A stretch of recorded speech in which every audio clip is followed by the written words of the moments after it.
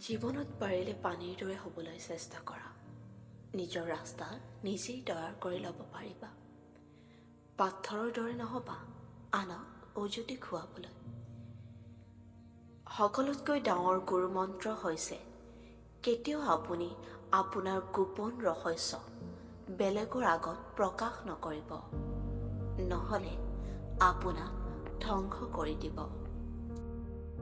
কেৱল পইচা পিছত দৌৰিলেই মহান ব্যক্তি হৈ নাযায়। মহান ব্যক্তি হ'বলৈ হ'লে ডাঙৰ সপোন দেখিব লাগিব।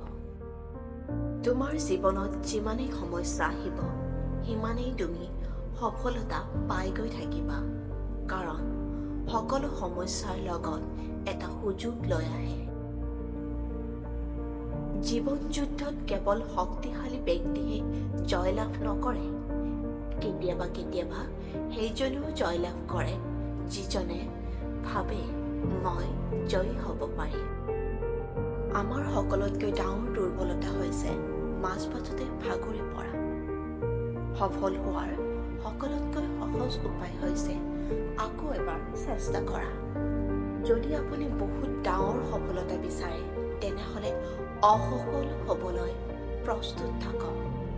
জীৱনত সকলো হেৰুৱাৰ পাছত যদি আপোনাৰ মনত পুনৰ কিবা এটা কৰিবলৈ উদ্যমতা আছে, তেন্তে বুজিব আপুনি এতিয়াও একো হেৰুওৱা নাই। আমি আমাৰ ভৱিষ্যত সলনি কৰিবলৈ হ'লে প্ৰথমে নিজক সলনি কৰিব লাগিব। সপোন সেইটো নহয় যিটো টোপনিত দেখা হয়। সপোন হ'ল সেইটো যি সপোনৰ পূৰণৰ বাবে টোপনি নাহে। জীৱনত আঘাত পোৱাটো দৰকাৰ নোহোৱা হ'লে সাফল্য পোৱাৰ জেদটো নাহে। সফলতাৰ কাহিনী নপঢ়িব, আপুনি কেৱল এটা বাৰ্তা পাব। বিফলতাৰ কাহিনী পঢ়ক, সফলতা পাবলৈ আপুনি কিছুমান ধাৰণা পাব।